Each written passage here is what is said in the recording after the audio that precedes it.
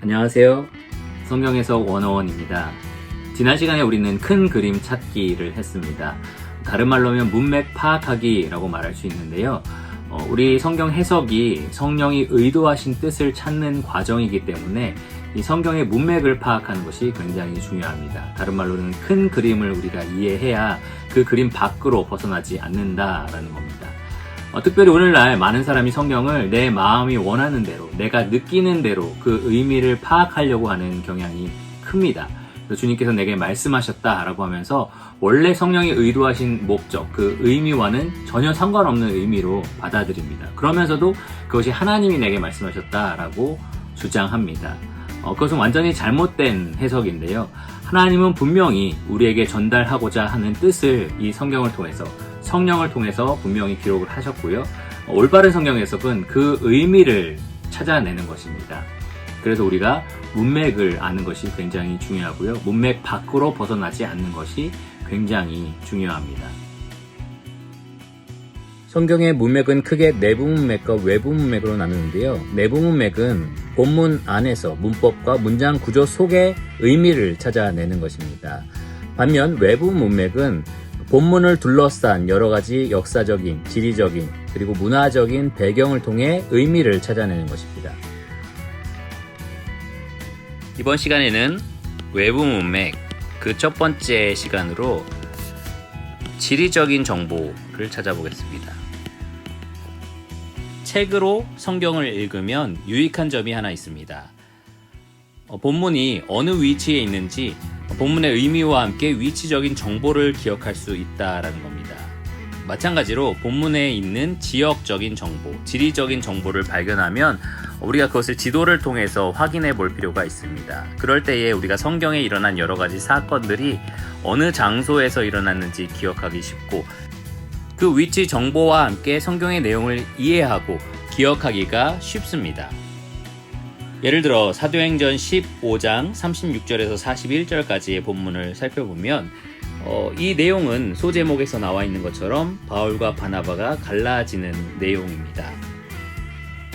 바울은 바나바에게 우리가 주의 말씀을 전한 각 성으로 다시 가서 형제들이 어떠한가 방문하자 하고 이렇게 요청을 하는데요. 바나바가 마가라는 요한도 데리고 가려고 합니다.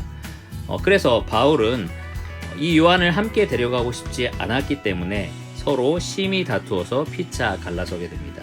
바나바는 마가를 데리고 배를 타고 구브로로 갔고요. 바울은 실라를 택한 후에 형제들에게 주의 은혜의 부탁함을 받고 떠나서 수리아와 길리기아로 다녔습니다. 처음에 이 여행을 목적한 이 형제들이 어떠한가 방문하는 그 목적에 부합하게 그들은 교회를 견고하게 했습니다. 이렇게 우리가 성경을 읽고 해석하고 넘어가면 바울과 바나바가 서로 싸워서 각자 자기 동료와 함께 여러 지역을 돌아봤구나 이렇게 기억을 하게 됩니다.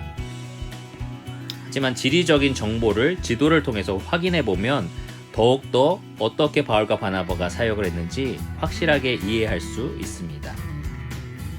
자, 지리적인 정보가 어디 나오죠? 여기 보시면 39절에 구브로가 나오고요.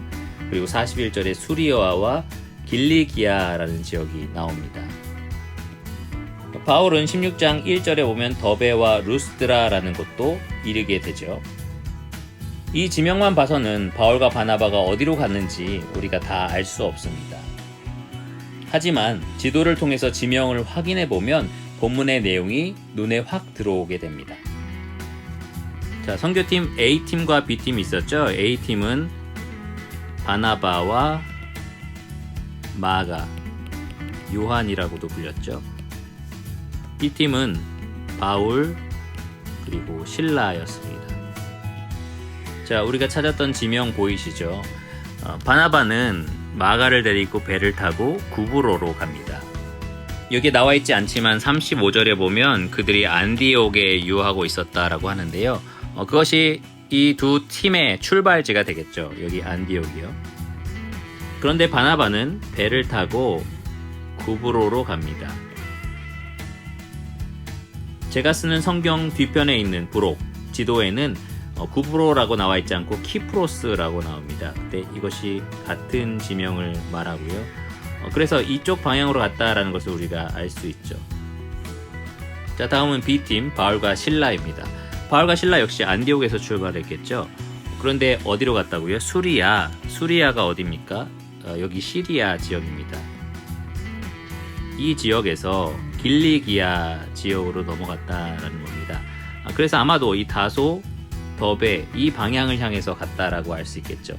특별히 16장 1절을 보면 더베라는 지명이 나오고 또 루스드라라는 지명이 나오니까 확실히 이 경로를 통해서 육로겠죠.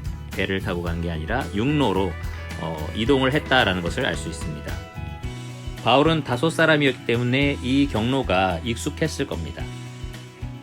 특별히 이 성경 뒤편에 나오는 지도는 1차, 2차 선교 여행을 보여주는데요. 이 붉은색 화살표가 1차 선교 여행 지역입니다. 그런데 이 두 번째 선교 여행, 바울과 바나바가 같이 하기로 원래 계획했던 이 여행이 1차 전도 여행 때 세운 각 성을 어떻게 지냈는지 확인해보고 방문하는 거였습니다. 그래서 보시면 바울과 바나바가 갔던, 각각 찢어져서 갔지만 바울도 그렇고 바나바도 그렇고 이 붉은색 화살표가 있는 이 지역들을 방문해서 성도들을 돌아보는 것을 확인할 수 있습니다. 확실히 본문만 보는 것보다는 이렇게 지도를 통해서 함께 살펴볼 때에 시각적으로 이 선교팀이 완전히 다른 방향으로 찢어졌다라는 것을 알 수 있고요. 하지만 원래 선교의 목적대로 각 성을 굳게 붙들고 방문하고 위로하고 격려하는 일에 있어서는 차질 없이 해낼 수 있었다라는 것을 알 수 있습니다. 지리적 정보가 성경 해석을 하는데 그 성경의 원래 의미를 이해하고 기억하는데 많은 도움을 줍니다.